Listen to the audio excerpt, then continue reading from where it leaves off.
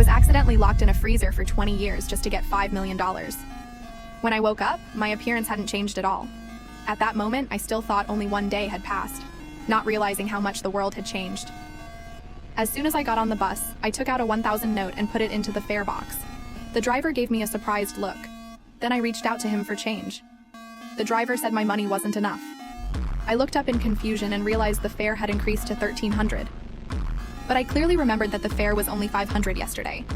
The driver mistakenly thought I was a country girl who had just come to the city, so he didn't argue with me too much. Dragging my tired body, I finally got back home. But no matter how much I shouted, there was no response from inside. I pulled hard and the doorknob broke right off. I pushed the door open and entered the house, only to find that all the things were gone. Later, the neighbor told me that my family had moved away a long time ago. Upon hearing this news, I quickly took out my mobile phone to contact my family, but found that the phone had long been out of power. I went to a repair shop for help.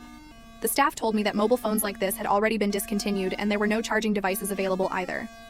I was very surprised. I said this is a new model of phone that was bought just 3 months ago, but the clerk thought I was mentally ill. Helplessly, I had to go to the police station for help. The police asked me to show my ID card for investigation. But when a bunch of antiques fell out of my bag, several policemen were very surprised. When they took my ID card, the police were even more shocked. Because the ID card showed that I was now 44 years old, but my appearance was completely inconsistent with my age. This made everyone present feel incredible. It turned out that 20 years ago, in order to raise $50,000 for tuition fees, I participated in a human cryopreservation experiment. Just when the experiment was about to end, the doctor in charge had an accident on the way. At this time, the freezing time on the other side had come.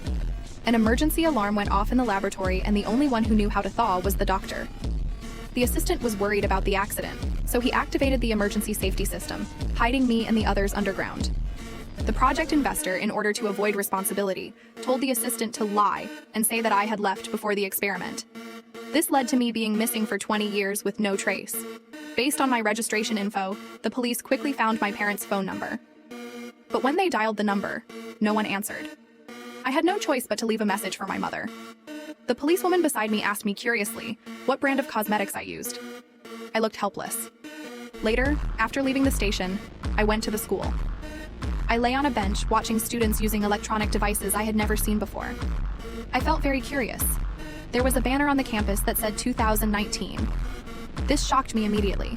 I didn't know how I slept for 20 years. On the other side, my mother had just returned home and saw the phone message from the police station.